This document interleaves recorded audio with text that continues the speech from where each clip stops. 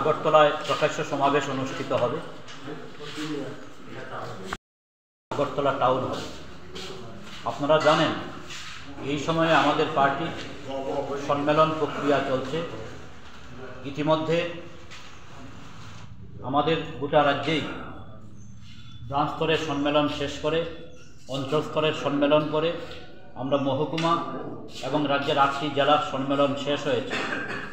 আগামী 29 থেকে 31শে জানুয়ারি আগরতলা টাউন হলে আমাদের রাজ্য সম্মেলন।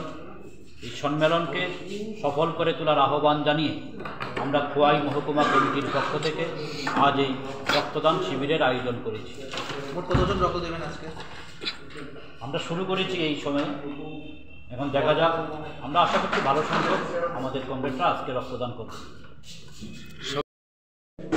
আশা খাইও তিনি যুবক বা যারা পার্টি কর্মী বরফ রি दङ एबोदिने आगे बुदिखा आग बुरिने ओमफ्राय তিনি अबनो যতন কইও हायनाय इंराजि सम्मेलन 31 दिन रायजो सम्मेलन बाय আগরতলা টাউন হলো বাজালাও আমরা উৎসাহিত খানে বগিনা চিনি